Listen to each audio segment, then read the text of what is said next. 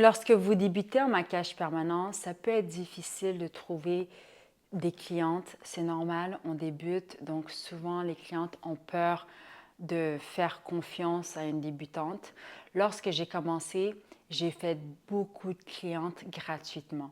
Je sais, on n'a pas envie de travailler gratuitement, mais c'est avec l'expérience que vous allez avoir que votre travail va être de plus en plus beau. Et en plus, en offrant le service gratuit, vous allez pouvoir aussi monter votre portfolio.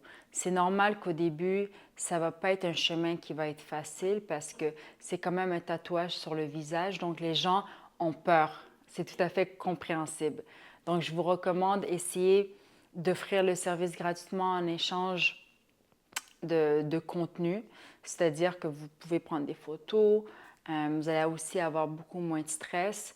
Sinon, vous pouvez offrir un rabais, mais pour un nombre limité de personnes, parce que si vous faites le prix tellement bas, ça va être extrêmement difficile par la suite, une fois que vous allez avoir acquis de l'expérience, de augmenter le prix parce que vos clientes seront habituées à un certain prix. Donc, vous ne pouvez pas passer de 150 à 400 par exemple. Donc, c'est pour ça que je recommande soit de les faire gratuitement ou de prendre un nombre limité de personnes pour monter votre portfolio.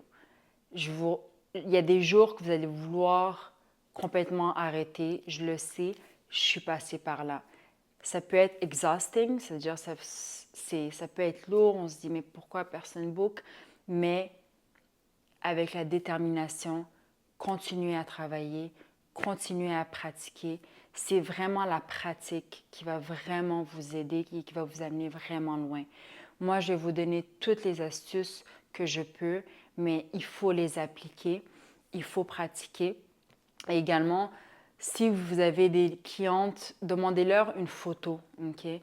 Il y a des travaux, que vous ne pouvez pas effectuer parce que ça demande beaucoup d'expérience. Si une cliente a une asymétrie qui est vraiment présente, si une cliente a des sourcils qui est très fins, vous risquez de paniquer et de ne pas être en mesure de savoir quoi faire. Essayez de faire des clientes qui sont un peu plus simples, un peu plus faciles, qui ont un peu plus de sourcils, qui n'ont pas une grande asymétrie.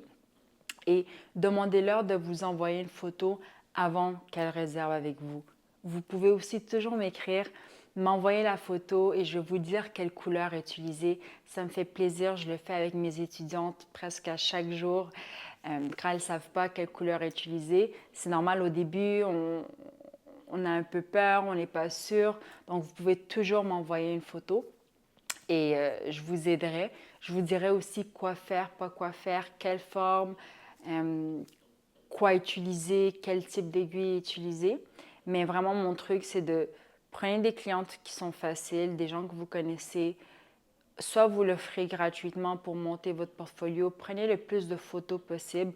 Avec une cliente, vous pouvez faire plusieurs types de contenus. Donc, vous pouvez faire un avant-après en photo.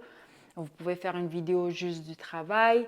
Donc, avec une cliente, il y a plusieurs façons de créer plusieurs types de contenus. Donc, ça, c'est vraiment le truc que je donne. J'en ai fait beaucoup de clientes gratuites dans mes débuts, énormément, mais ça m'a permis de monter mon portfolio et par la suite, aller chercher des clientes qui étaient prêtes à payer le prix 350, 400, 500. Donc, commencez ainsi et surtout, lâchez pas.